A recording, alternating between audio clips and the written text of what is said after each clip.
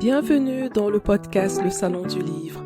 Si vous êtes passionné par la lecture, si vous souhaitez découvrir l'univers artistique de vos auteurs préférés et mieux comprendre les coulisses du domaine du livre, alors ce podcast est exactement ce qu'il vous faut. Je suis Assel Nadal, entrepreneur littéraire et j'aide les auteurs indépendants à mieux comprendre l'auto-édition, à construire une stratégie digitale simple et efficace pour publier et promouvoir leurs livres. Tous les vendredis, retrouvez-moi pour accueillir un acteur du secteur du livre. Choisissez votre place dans le salon du livre et installez-vous bien. C'est parti pour un nouvel épisode. Bonjour. Parler de soi, de sa propre histoire est une tâche très difficile. Il peut être intimidant de se dévoiler et de partager des événements intimes qui peuvent être douloureux ou embarrassants. Par ailleurs, lorsque nous partageons notre histoire, nous risquons d'être jugés, mal compris ou même rejetés par les autres. En parlant de nos proches, la difficulté peut être encore plus grande. Il est parfois difficile de trouver les mots justes pour parler de personnes que nous aimons profondément et qui ont eu un impact sur nos vies. Nous avons peur de blesser leurs sentiments, de révéler les secrets ou de ne pas leur rendre justice dans notre récit. Pourtant, malgré ces difficultés, raconter notre histoire et celle de nos proches peut être une expérience libératrice et enrichissante. En partageant notre vécu, nous pouvons non seulement mieux comprendre nos proches, mais nous-mêmes. Nous pouvons aussi aider les autres à se sentir moins seuls ou à trouver du réconfort dans des expériences partagées. Il est important de se rappeler que nous avons tous des histoires uniques et que personne ne peut les raconter à notre place. En dépassant nos craintes et en trouvant le courage de partager nos expériences, nous pouvons nous aider nous-mêmes et aider les autres à grandir et à se connecter plus profondément avec notre humanité commune. L'autobiographie est le genre littéraire qui vous permet de partager votre histoire personnelle avec les lecteurs, offrant un aperçu unique de votre parcours de vie. Aujourd'hui, j'ai le plaisir de recevoir Emma Doé Essonneau, que j'avais déjà reçue dans l'épisode 25 en 2021 pour la sortie de son livre autobiographique intitulé S'aimer, confidence intime d'une afro-consciente. Emma est française de la Guadeloupe et du Cameroun. Dans cet épisode, elle nous décrira les différentes étapes de l'écriture de son livre autobiographique, les choix narratifs qu'elle a faits pour raconter son histoire et les difficultés qu'elle a rencontrées. Emma Doé Essonneau lance une formation pour apprendre à écrire une autobiographie. Elle nous expliquera le contenu de cette formation et les avantages qu'elle offre pour les personnes qui souhaitent écrire leur propre histoire. Bonjour Emma. Bonjour Assel. Comment tu vas? Écoute, je vais très bien, je te remercie. Et je réalise que c'était déjà en 2021 notre Oui, premier podcast. tout à fait. C'était en 2021, l'épisode numéro 25. Oui, 25. Ouais, ça passe vite. très, très vite. Alors, tu es de retour dans le podcast Le Salon du Livre. On va parler aujourd'hui, non pas vraiment de ton livre, mais plutôt du processus par lequel tu es passé pour la publication de ton livre. Tu l'as publié notamment en auto-édition et c'était une autobiographie, comme je l'ai dit en introduction. Alors, déjà, comment tu te sens aujourd'hui après avoir publié un premier livre? Alors, je me sens satisfaite. Je pense que c'est le mot pour ne peut-être même pas dire accompli. Et mais j'ose pas dire accompli parce que je pense que j'ai encore plein d'autres choses du coup à réaliser dans mon parcours de vie. Mais je dirais que ça a été la première marche, je pense, à la pleine satisfaction de mon besoin de réalisation, d'accomplissement de moi-même. Mhm. Ouais. Et qu'est-ce qui a profondément changé? Qu'est-ce que tu remarques comme changement depuis la publication de ton livre? Alors, plein de choses, hein, parce que c'est vrai que au départ, comme tu l'as dit, hein, moi j'étais vraiment prise par de nombreuses peurs. Donc, je pense que beaucoup d'entre nous connaissent ça quand on a beaucoup de doutes. J'ai déjà eu le syndrome de l'imposteur parce que je pense que je t'en avais déjà un petit peu parlé et puis c'est même un peu comme ça que j'ai frappé à ta porte. C'est que je sentais que, j'avais ce besoin intérieur, ce besoin biologique de m'exprimer par l'écrit, mais j'avais vraiment de très grandes incertitudes par rapport à ma légitimité d'écrire. Notamment le terme d'auteur ou d'écrivaine, c'est vraiment que très récemment que j'accepte de l'endosser. Maintenant, je peux me qualifier ainsi, mais c'est vrai qu'au départ, quand les personnes me le donnaient ou l'évoquaient, je n'assumais pas du tout. Donc déjà, il y avait vraiment cette peur d'être légitime, j'avais la peur d'être jugée du coup par d'autres, par des pairs peut-être plus expérimentés, par ce qu'on peut appeler des érudits, parce que j'avais le sentiment, entre guillemets, de ne pas faire partie en tout cas du sérail du monde des auteurs, des écrivains, bon, d'une manière générale de ce qu'on peut nommer l'intelligentsia, puisque bon, en France, il y a un rapport à l'écrit qui est quand même souvent lié au monde intellectuel. Donc j'avais cette très grande crainte-là d'être quelque part qui n'était finalement pas ma place. Donc déjà, j'ai pu faire sauter cette peur et ça m'a fait grandir. J'ai pris conscience, et d'ailleurs, je t'en remercie parce que tu as été une des premières personnes à poser un regard sur mon écrit et du coup à m'encourager dans cette démarche-là. Donc voilà, j'ai vraiment fait sauter cette peur et j'ai dépassé, je dirais toutes mes craintes, tous les poncifs qu'on peut avoir, par rapport à nos capacités à écrire et à nous exprimer. La deuxième chose, c'est que ça m'a, fait pousser des ailes puisque, effectivement, j'avais du mal à passer à l'action aussi parce que je me demandais justement, une fois qu'on a écrit, comment on publie? Et je m'en rappelle toujours pareil, puisque j'ai frappé très tôt à ta porte, hein, je savais pas ce que je devais faire. C'est vrai qu'il y avait une voix quand même qui était assez présente qui me disait, «Emma, vaut mieux que tu passes par une maison d'édition hein, parce que bon, tu as écrit, déjà c'est tout nouveau, publier c'est encore autre chose, c'est pas ton domaine, reste à ta place quoi Emma». Et puis, chemin faisant, donc bon, tu me le disais pas directement, mais je sentais quand même que tu m'encourageais quand même à l'auto-édition. Et puis, on a traversé, un événement planétaire, qui s'appelle le Covid-19 et qui nous a quand même, je pense pour beaucoup, du fait du confinement, amené à nous questionner, nous interroger, faire ce qu'on appelle de l'introspection. Alors bon, moi, il se trouve que j'avais écrit une autobiographie, donc j'étais en plein dedans. Du coup, mon choix s'est porté vers édition, mais plus précisément l'autopublication.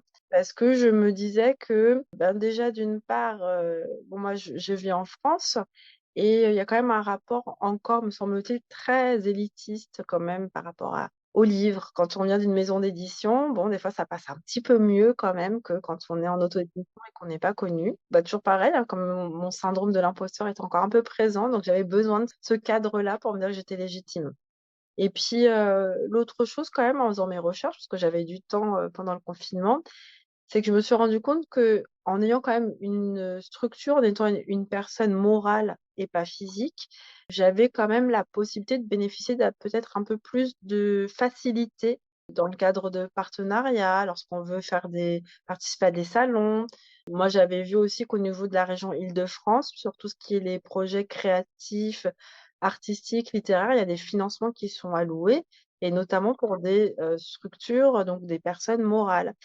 Et puis c'est vrai qu'après, quand on a donc pour mon cas, une entreprise, bon, c'est vrai qu'en termes de finances, la comptabilité est un peu différente et donc du coup, c'est les fonds, de son travail, de son entreprise qui peuvent permettre de, financer, par exemple de la communication, des événements et donc voilà. Donc du coup, c'est vrai que pour moi, c'était finalement une option intéressante et qui m'a permis, de réaliser que j'étais capable, hein.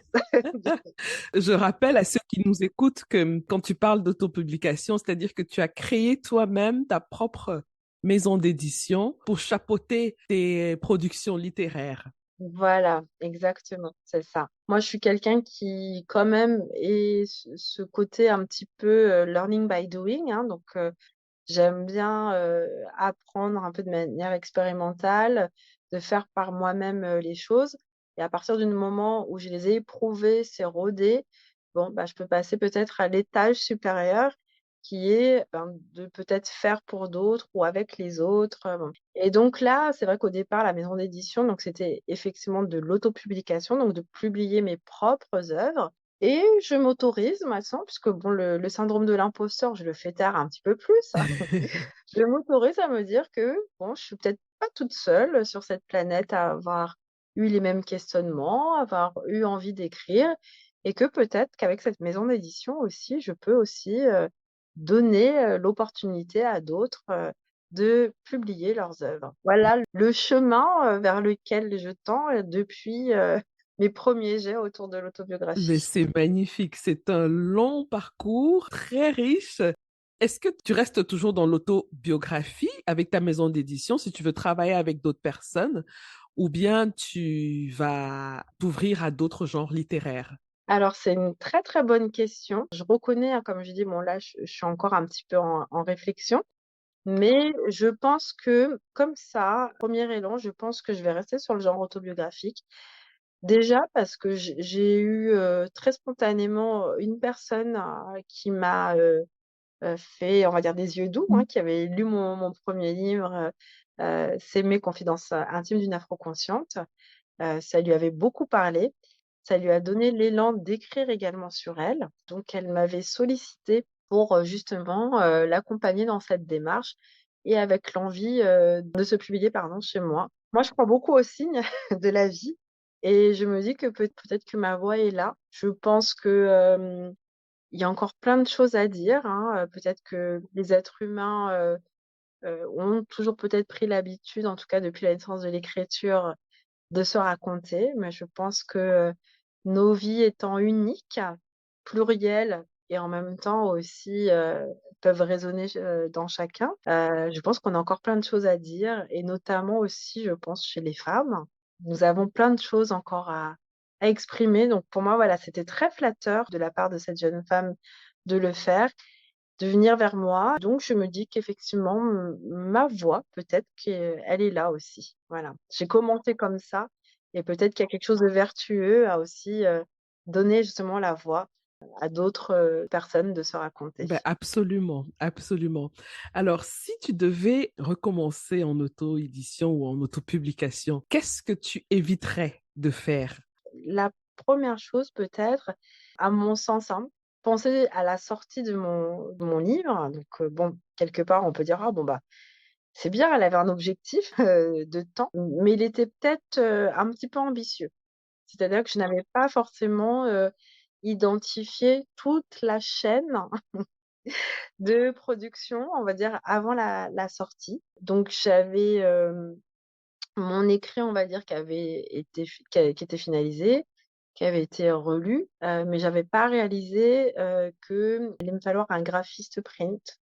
Voilà, donc j'étais passée par un graphiste, mais pas print. Donc ce qui fait que cette personne-là qui, en fait, était novice, alors vraiment, très j'aime travailler avec des gens qui, au-delà de leur expertise, au-delà de leurs compétences, ont, un intérêt pour le projet qu'on va avoir en commun. Donc, tu es très motivé. Du coup, on a quand même perdu beaucoup de temps sur, la partie graphisme.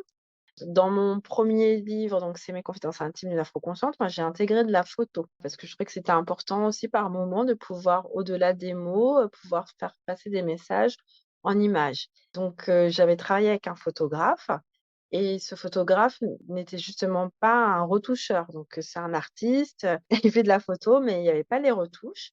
Donc il fallait que je trouve une autre personne qui travaille les retouches, de la photo et qui s'accorde avec mon graphiste. Voilà, comme j'ai dit, donc le texte était finalisé, corrigé, mais je voulais qu'il y ait, comment on appelle ça? Un auteur de préface. Et tu n'y avais pas pensé assez tôt. Exactement, voilà.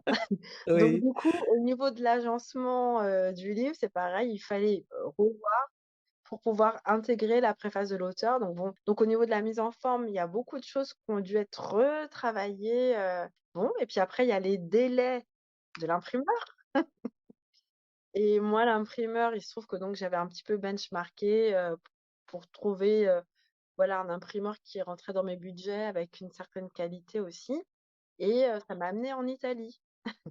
Et on était en période de covid comme je l'ai dit, donc les délais de livraison étaient un peu particuliers. Donc du coup, beaucoup de stress. Au départ, donc tu n'as pas choisi l'impression à la demande. Non, j'ai pas effectivement choisi l'impression à la demande. Alors, je l'ai pas fait pour les raisons suivantes. C'est vrai qu'aujourd'hui, je réfléchirais vraiment autrement, mais j'avais, besoin, je pense, de voir mon produit fini, de voir arriver, mes livres avec mes petits stocks et ça y est, je l'ai fait, il est arrivé, c'est mon bébé. J'avais besoin de ça, ce souci de reconnaissance, la légitimité. Aujourd'hui, je pense que, voilà, j'ai dépassé tout ça. Mais à l'époque, je pense que j'avais besoin de me dire: Emma, tu es arrivée au bout de quelque chose. Tes stocks, ils sont arrivés. Tu les as entre les mains. C'est concret, c'est physique. Regardez. Voilà. Je pense que j'avais vraiment besoin de ça et que j'ai pas du tout, pour le coup, regardé, le côté, stratégie, maîtrise de mes coûts, voilà. Et c'est au cas par cas hein, qu'il faut voir. Je pense que tu as fait le bon choix à l'instinct parce que avec le travail sur les photos, sur le layout et tout ça que tu avais sur ton livre, qui n'était pas un format classique où on n'a que du texte, tu vois. Donc là, il fallait vraiment un imprimeur parce que l'impression à la demande ne donne pas cette flexibilité de bien travailler les photos, et les images. Quoique, il y a eu beaucoup d'évolutions entre-temps, parce que même des BD, on les fait en auto-édition et en impression à la demande, de plutôt bonne qualité, mais je pense que par rapport à l'ambition de ton projet, c'était le bon choix, je pense. Hein. Oui, peut-être. En tout cas, je me dis que comme je démarrais, je pense que j'avais quand même besoin de ce contrôle. Voilà. Il fallait pas qu'il y ait trop de trucs qui m'échappent. J'ai, justement un troisième projet, d'écriture et je me dis: «Oui, je là, avec le recul que j'ai maintenant, je pense que je fonctionnerais plus effectivement sur, de l'impression à la demande». Mais bon, comme je dis, mon fonctionnement, c'est plutôt learning by doing donc Ce qui est sûr, c'est qu'on apprend tous les jours et on ne peut apprendre que si on est sur le terrain, en fait. On apprend une partie en théorie, mais la plus grande partie, c'est dans la pratique. exactement. Et donc, par rapport à ce livre, tu avais choisi comme genre littéraire l'autobiographie Mmh. pour ton premier livre, ce qui est très courageux, vu les peurs, les obstacles que j'ai cités en introduction, hein, qui s'imposent automatiquement en nous quand on veut parler de soi, puisque quand on parle de soi, on va parler évidemment des gens avec qui on a interagi, de la famille, les amis, ainsi de suite. Donc, on ne sait pas trop s'ils sont d'accord ou pas, ou s'ils vont aimer. Je confirme. Qu'est-ce qui t'a poussé à écrire l'autobiographie? Pourquoi tu as choisi ce genre littéraire pour t'exprimer? Tu aurais pu choisir de la fiction aussi. Oui, c'est vrai. Donc déjà, pour un petit peu me resituer, donc c'est vrai que, c'est en écrivant que j'en ai vraiment pris conscience, mais déjà toute petite, moi j'étais quelqu'un qui écrivait. Voilà, j'aimais raconter, alors pas forcément, je me racontais pas forcément, mais j'avais cette appétence, pour l'écrit, très tôt. Comme, je le raconte dans mon autobiographie d'ailleurs, comme ça n'a pas forcément été encouragé par le système scolaire et ni par ma famille, c'est quelque chose qui s'est un peu éteint. Mais comme on dit, la nature revient toujours un petit peu au galop. Même si moi je m'en rendais pas compte, souvent on me sollicitait bizarrement, je m'en rendais pas compte, mais dès qu'il y avait des écrits à faire, quels qu'ils soient, des besoins de relecture, bon, spontanément, on venait vers moi. Donc j'avais quand même cette fibre-là, cette compétence-là, mais c'est vrai qu'elle était pas vraiment conscientisée. Et puis à un moment donné, dans ma vie où voilà, j'ai vécu quelques écueils, des choses qui m'ont quand même pas mal, affectée, notamment sur le plan intime et qui m'ont amenée justement à aller dans ma profondeur, dans mon intériorité et à prendre conscience que mon être, il avait besoin de s'exprimer, qu'il y avait des choses de ma vie que j'avais trop longtemps tues, gardées en moi et que finalement ça devenait vital de pouvoir m'exprimer. Verbaliser les choses à l'oral, c'était pas quelque chose pour moi, d'évident parce que justement, il n'était pas juste question que de moi, mais aussi, de mes proches, de ma famille, des gens qui m'ont aimée. Je viens, alors je vais peut-être dire une généralité peut-être pour certains, mais je viens d'une famille donc, comme tu l'as cité, afro-caribéenne, donc de la Guadeloupe et du Cameroun. Il me semble-t-il dans ces cultures-là, bon pourtant qui sont dites des cultures a priori de l'oralité, il y a quand même beaucoup de pudeur, souvent. S'exprimer, et se dire les choses qui attraient à notre profondeur en général, ce sont pas des choses qui se font, spontanément, qui se font, naturellement. Puis bon, aussi derrière ça, il y a beaucoup de peur, hein, la peur de blesser, souvent, bah, les aînés, je pense que voilà, on est plutôt dans des cultures plutôt collectivistes, donc le groupe a de l'importance, mais l'individu peut-être un petit peu moins.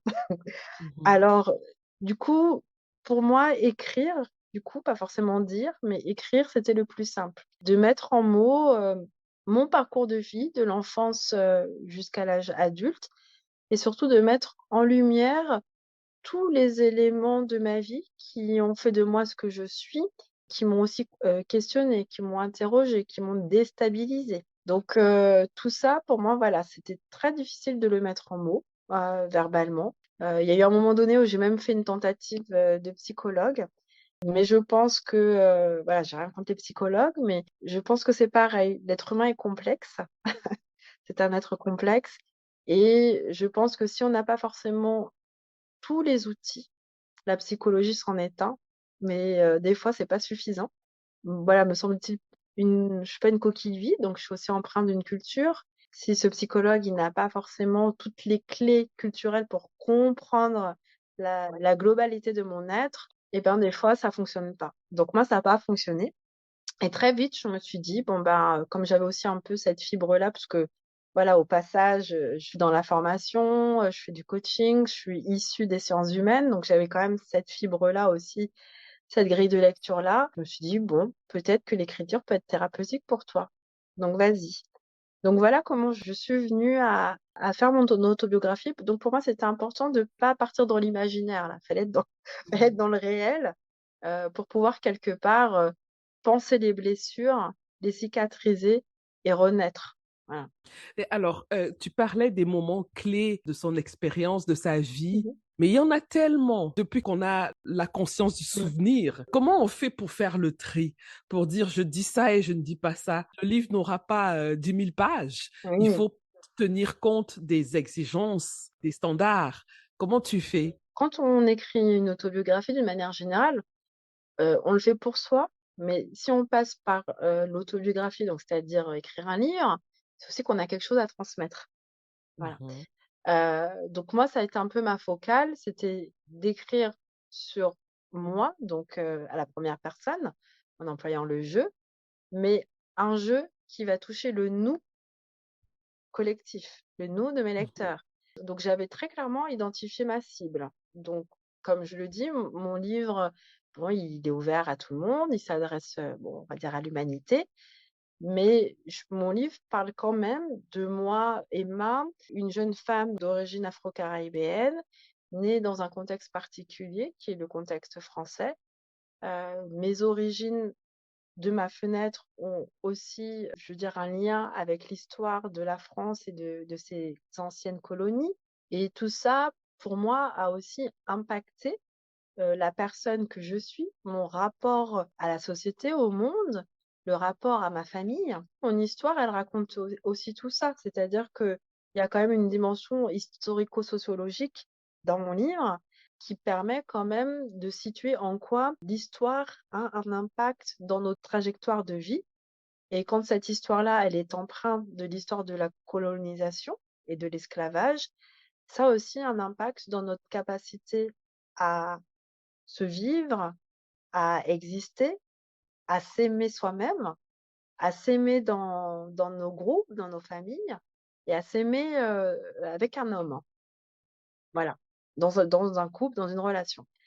Et donc moi, du coup, c'est déjà comme ça que j'ai circonscrit un petit peu mon mon cadre d'écriture. C'est que j'avais envie de parler à des gens qui potentiellement, avait aussi, cette problématique-là de l'identité, mhm, de qui je suis, de c'est quoi être une femme avec, une histoire, qui est en lien avec l'histoire de la colonialité. Cette histoire-là, si on n'en a pas conscience, ben, on peut aussi la porter comme un boulet, comme ça, avoir des patterns qui, se répètent, de génération en génération. Moi, c'était ça que j'avais envie de dire, de raconter, mais de pas être non plus dans une fatalité, parce que je savais quand même en écrivant, j'en avais pleinement conscience, que l'écriture est libérateur. Je savais que là, à un moment donné, c'était un besoin vital pour moi de me raconter parce que je pouvais pas garder les choses comme ça à vitam aeternam, mais j'avais aussi conscience de la nécessité de satisfaire ce besoin-là. Et du coup, mon souci, c'était aussi de montrer à quel point aussi, à travers l'écriture, on peut se faire du bien et peut-être aussi faire du bien aux autres, par extension, quoi. Donc s'il y avait pas quelque chose de égoïste, on va dire, ou c'est uniquement centré sur moi, mais voilà, quelque chose qui circule, qui se partage. Pour répondre à ta question, mon cadre, il était déjà là. La trajectoire de vie est quand même centrée quand même sur, quelque part des aspects socio-historiques, hein, en lien avec, qui je suis, mais quand même avec, cette grille de lecture-là, qui m'a de toute façon un peu formatée puisque j'ai aussi, versé, plus de 15 ans de ma vie dans le militantisme, hein, donc c'est aussi, voilà, avec tout ce matériau-là que j'ai écrit. Bon, et puis, l'autre chose après, c'était que, bah, je savais que mes proches allaient le lire. Donc c'est important quand même, au-delà d'avoir peur de prendre la fessée, de préserver tout simplement par respect. Déjà même pour moi, de me préserver. Donc bien évidemment, même si certaines personnes m'ont dit: «Ouh là là, tu dis beaucoup de choses, je sais pas comment tu as fait pour t'exprimer autant, moi je pourrais pas» et cetera. Moi, il y avait des filtres, donc j'ai pas tout dit. J'ai dit ce qui était important pour moi, qui était libérateur et qui pouvait, me semble-t-il, être partagé avec d'autres aussi dans peut-être ce souci, aussi de qui sait, peut-être apporter à d'autres. Voilà. Pour moi, il y avait la question du respect qui était importante, donc dire, mais pas tout, et il me semble quand on est dans une autobiographie, on a ce pouvoir-là aussi, hein. On choisit, ce qu'on dit ou ce qu'on ne dit pas, et comment on le dit. Et dans le comment, pour moi, c'était important, même si j'avais des choses des fois souvent très dures à dire, mais de les dire avec le respect.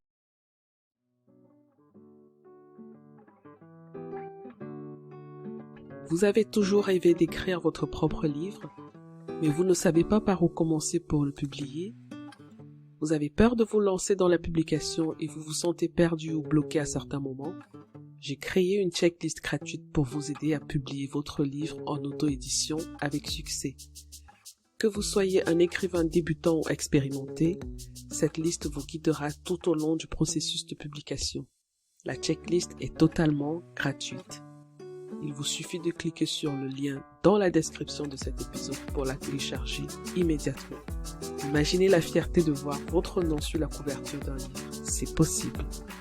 Ne laissez plus votre rêve d'écrire votre propre livre être juste une idée dans votre tête. Publiez votre livre en auto-édition dès maintenant et laissez le monde découvrir votre talent. Téléchargez ma checklist gratuite dès maintenant.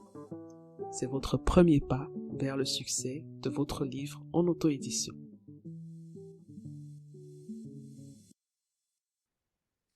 Alors, quand je t'écoute, je vois qu'il y a bien cet équilibre qu'il faut avoir entre dire la vérité, être honnête avec son récit, mais en même temps, trouver un moyen de garder une certaine pudeur, de garder une certaine intimité malgré tout.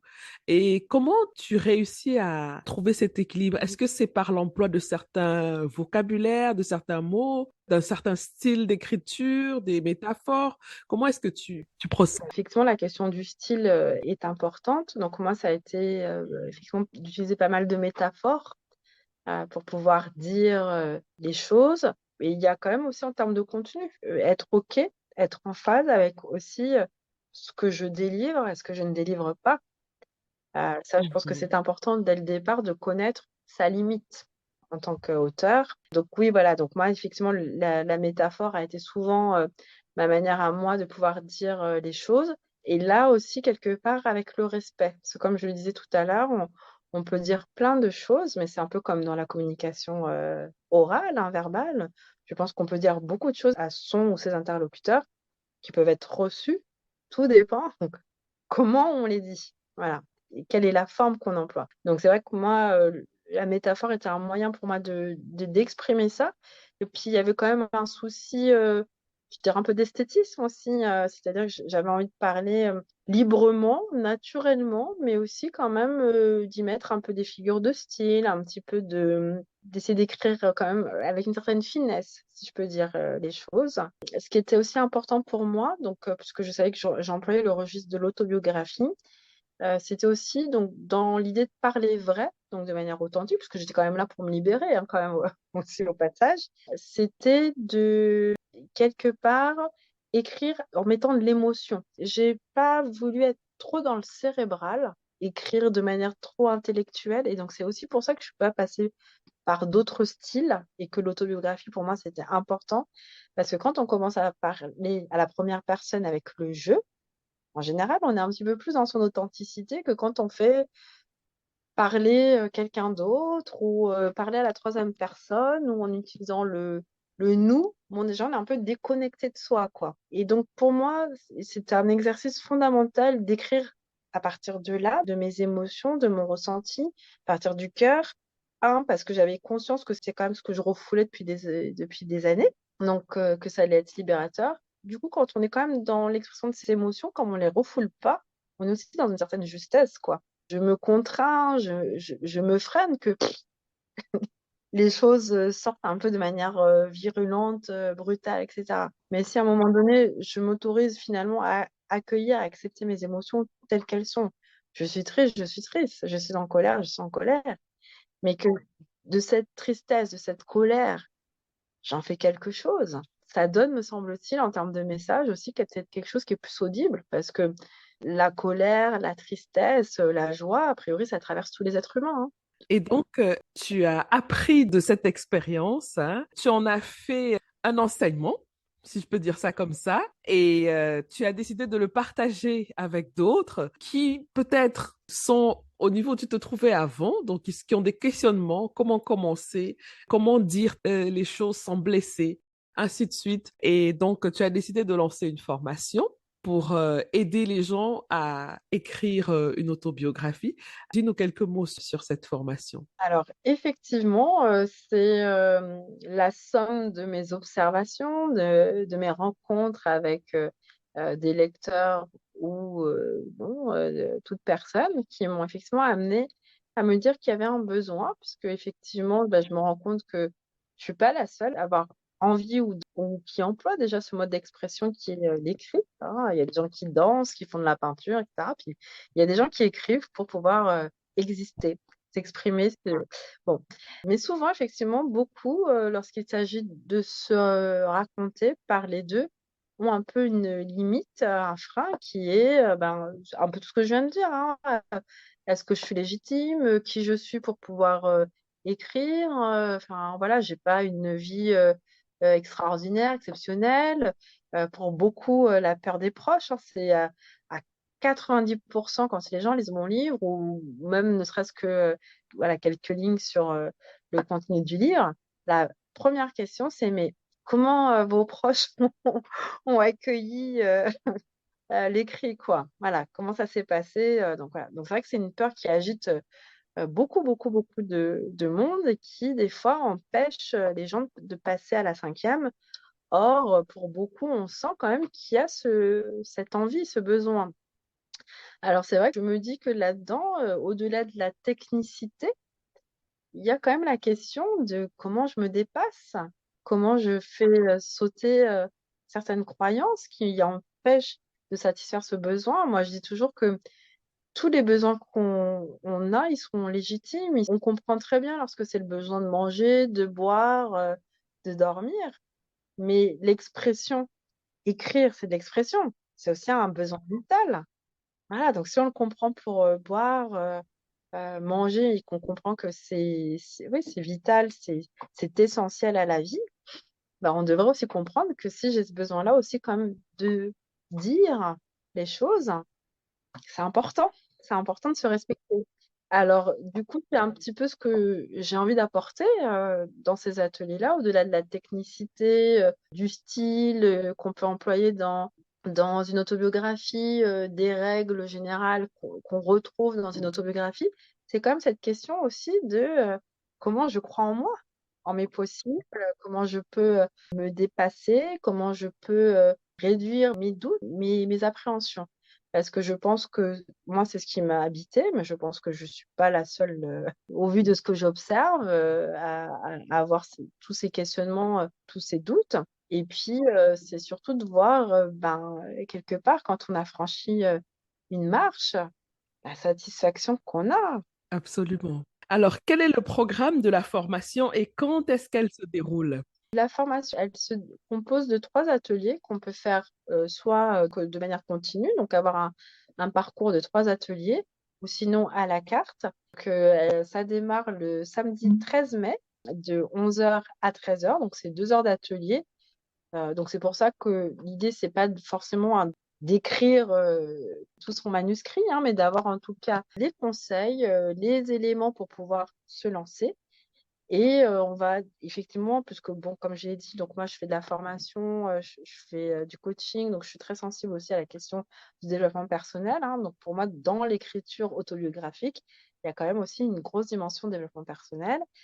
Et donc on va aussi un petit peu aborder ça avec des outils peut-être pour certaines personnes un petit peu inattendus, mais voilà, c'est un petit peu l'objectif aussi, hein, parce qu'on est là pour sortir de sa zone de confort. Et donc le premier atelier porte grosso modo sur la méthodologie de l'autobiographie. Donc, on va dire qu'on va être à la fois sur des éléments un peu techniques, mais aussi un petit peu des éléments justement libérateurs, puisque des fois, c'est pas facile de se dire, hein, de se parler, de se raconter, d'imaginer que ça va pouvoir peut-être être lu par d'autres. Donc, on va essayer de travailler déjà sur aussi ça, comment on s'exprime en parlant de soi et en étant à l'aise avec cette expression autour de soi. L'objectif est aussi pour chacun des ateliers, donc, dont le premier samedi 13, d'inviter à chaque fois avec moi un expert. Et d'ailleurs, je crois qu'il y en a une que tu connais qui sera là le samedi 13. Je sais pas. Je sais pas, d'accord. Je sais pas de qui tu parles. Tu ne vois pas? Alors, donc, bon, alors je vais le dire puisque tu ne vois pas. D'accord. Donc, l'idée, c'est à chaque fois d'avoir un expert qui va apporter des conseils, donc en lien avec son expertise. Et je trouvais que sur la partie méthodologie, donc comment écrire une autobiographie, comment penser ce projet-là d'un livre autobiographique, il me semblait important d'avoir Assel Nadal à mes côtés en tant qu'expert. Et donc, tu viendras donc nous donner quelques éclairages, notamment sur la partie publication, puisque une fois que je me suis emparée de la méthodologie, une fois que j'ai une vision globale de mon projet de livre, à quoi il va ressembler, quelle forme, bon, ça peut être bien d'aller jusqu'au bout du raisonnement et de se dire comment ça va se passer pour la publication. Et puis souvent, autour de ça, il y a beaucoup de questions, beaucoup de doutes, ce qui fait que aussi, on a du mal à aller jusqu'au bout de son projet d'écriture. Mhm. Les 2 autres ateliers donc, qui auront lieu donc, le 20 mai et le 27 mai, donc toujours des samedis donc, de 11h à 13h30, porteront sur d'autres dimensions. Donc, celui du 20 mai, on sera sur comment justement j'écris avec mes émotions. Parce que, comme je l'ai expliqué, dans une autobiographie, ce qui vont toucher les gens, c'est notre sincérité, c'est notre authenticité, c'est notre liberté d'être. Et donc, ça passe généralement par les émotions. Donc, comment justement j'apprends à les exprimer, à les accueillir, à pas les inhiber, hein. Souvent, les gens pensent que gérer ses émotions, c'est les éteindre. Non, au contraire, c'est composer avec. Alors, comment dans l'écrit, je compose avec mes émotions qui vont faire quelque part euh, la touche, l'ADN de mon écriture, hein. Et le troisième atelier, donc on est là sur comment j'écris, mais en intégrant du coup une autre dimension qui va être la musique. Voilà. Donc, comment je concilie tout ça, la musique, c'est des associations aussi avec des images, hein, comment je pense mes idées, mais associées avec des images qui vont faire que le lecteur, au-delà des mots, va voyager. Et donc, pour ça, voilà, on va utiliser l'outil musical. Voilà un petit peu, j'en dis pas plus, hein, parce qu'à ce qui paraît, il faut quand même faire un peu de teasing, n'est-ce pas? Tout à fait. En tout cas, ça promet, hein? Ça promet, ça donne envie. Donc, rappelle-nous, s'il te plaît, les dates, les lieux et comment faire pour y participer. Oui. Alors, donc, les dates. Donc, le premier, donc, c'est le 13 mai. Le second atelier le 20 mai et le dernier le 27 mai, donc de 11h à 13h. Donc, c'est 2 heures d'atelier. Mhm. Donc, ils sont en présentiel. Donc, à Paris. Donc, pour les personnes qui s'inscriront sur le lien WizEvent que je vais communiquer, vous recevrez du coup la salle. Voilà, l'adresse de la salle et toutes les indications pour pouvoir vous y rendre. Je mettrai le lien dans le résumé de l'épisode que vous trouverez si vous écoutez sur une plateforme d'écoute classique. Hein, vous regardez le résumé de l'épisode, vous allez voir le lien. Sinon, vous allez sur mon site, aselnadal.com. Vous allez dans le menu sur podcast et vous allez trouver le dernier épisode. Et oui, dans le résumé de l'épisode, vous allez trouver le lien. Donc, je mettrai toutes les informations dans le résumé de l'épisode. Voilà. Et puis moi aussi, sur mes comptes Insta, Facebook, vous pouvez aussi retrouver le lien également. Voilà. Tu peux rappeler les comptes, s'il te plaît? Donc, le compte Insta, donc c'est Emma _NDOE. Donc, je dis N à la française, mais c'est pour être sûr que ça soit identifié. Donc, c'est NDOE. Et pour Facebook, donc c'est tout attaché, Emma NDOE, donc NDOE. Voilà. Donc, toutes ces informations seront dans le résumé également. Voilà, Emma, on est arrivé au terme de notre échange. Hein? Ça passe toujours vite avec toi, Asel.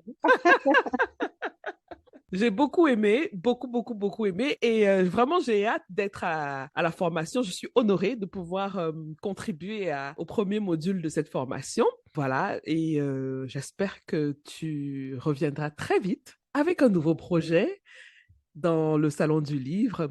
Un dernier mot pour nos auditeurs, si tu en as. Bah écoutez, moi je vous encourage à venir pour ces formations qui vont bientôt voir le jour. Donc elles démarrent en mai, il y en aura a priori encore plein d'autres dans les mois à venir. Et comme je le dis toujours, si vous avez le besoin d'écrire, écoutez-vous. On ne pouvait pas dire mieux. Merci Emma et on se dit à bientôt. À bientôt Asel, avec plaisir. Au revoir.